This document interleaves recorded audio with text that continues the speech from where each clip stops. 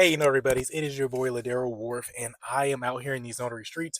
It's been a minute since I gave you guys like a daily in the life update. It's just been crazy. So today is October 16th, and it is 9:30 a.m. I I've been up since 5:30 this morning because I had a super early appointment. I took care of that with a client, so it was before I even opened. So I had to leave my house at like 7 this morning to get there on time. Next thing that I was doing was, sorry, I keep checking my phone because I'm communicating with the client. So next thing I'm doing right now, I can you guys see where I am? No, you can't see. Let's see. Right there. You can't tell what it is, but that is a bank, you guys. I just got my very first call to do an apostille for a bank client. I mean, like, this is one of the branch managers. They are assistant managers or whatever you call it. They weren't the top person or like the next person in line. And they're working with a client, and their client needs the documents apostille for like some business that they're doing. And they say, hey, if this one goes well, they have way more. But of course, you always want to test people out. So I'm super excited about this, you guys. If you can't tell, I know, again, like I said, I haven't been posting a lot. It's not that I'm not doing stuff, it's just that I've been recording courses for you guys. So I haven't had enough time. I haven't had, let me phrase, I have not made the time to post a lot of stuff for you guys. Let's just call it what it is. But right now, I just picked up the documents from the bank to go and get done for this client. And also, right now, right before I press record, I had another client that I did follow up with because they needed documents apostille for North Carolina, and so I started, and they needed it done in like in a week, essentially. And so I started hustling, reaching out to my contacts, see who can connect me with somebody that can get it done because North Carolina is behind, especially after Milton. There's a not Milton, Helene, Hurricane Helene. There's a lot of there's just already issues, but now it's taxing their system so badly right now. And so just the office getting stuff done is so behind. There's about one or two people in there max that's processing apostilles for the entire state of North Carolina. Anyway, so I did get a connection, and I was able to, have somebody walk in and take care of it for me, or would be able to take care of it for me. But then the client just ghosted. So I just reached out today and I was like, hey, the client that you referred to me just completely ghosted us. They're not responding. Do they still need these documents done? And this was a business transaction as well. She said, you know what? I don't know. They haven't been responding to me either. And while I have you here, I just got another client because the lady I'm talking about now, without giving too much information, she is a business consultant.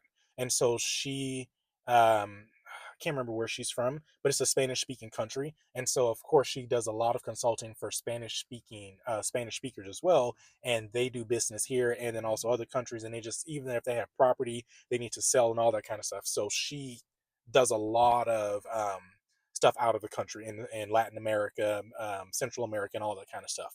And so it was a great connection. She just found me on Google. We chatted. We did a really quick lunch over like giving her documents back. We had a really quick lunch, right? Because I had to go and she had to go.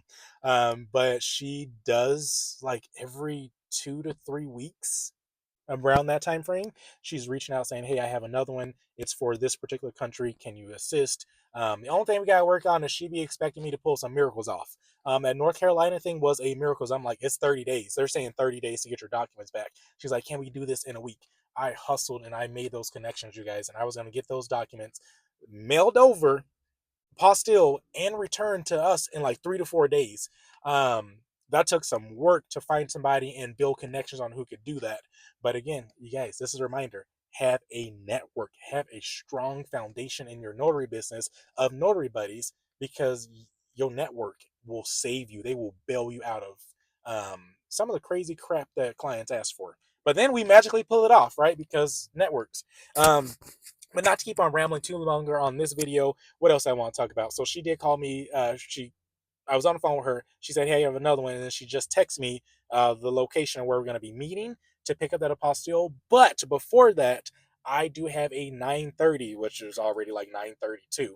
9:34. I have a 9:30 meeting.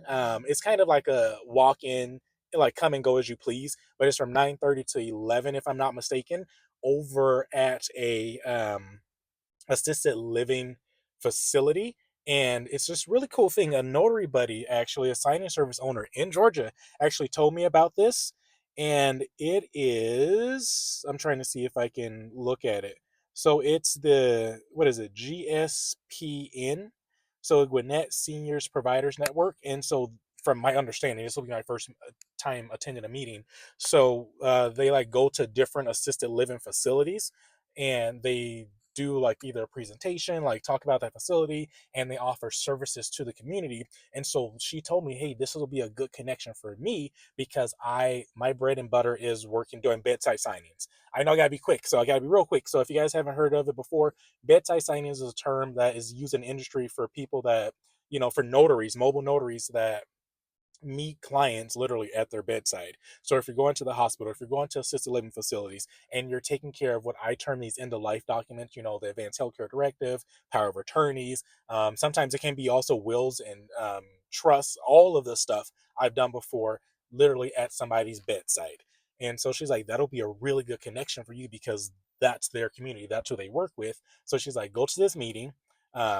Because it's, she normally goes, but she's like, hey, you go to this meeting for me instead, and you build connections, you build your book of business. And I was like, oh my gosh, thank you so much. But again, comes down to network. And I know people talk about networking and building all this kind of stuff.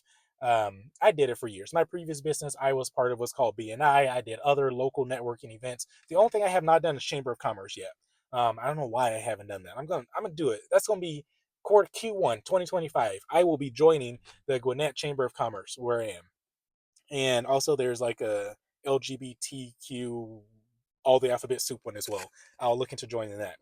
But what was I gonna say? Yeah, so I've done it. Like I've done all those kind of business networking and all that kind of stuff, and it was good. It really was. I built connections with people, but I just, the way I did it, it was like 2 years, because we did 3 years if I'm not mistaken. But I did it for 2 years, and then my spouse took over and did the last little bit right before we moved here to Georgia, and for that type of business we were in, it just did not bear fruit. Right, I made connections with people, but it did not bear enough fruit to even justify the membership cost. And it ain't cheap, trust me. BNI is not cheap, but I love it, right?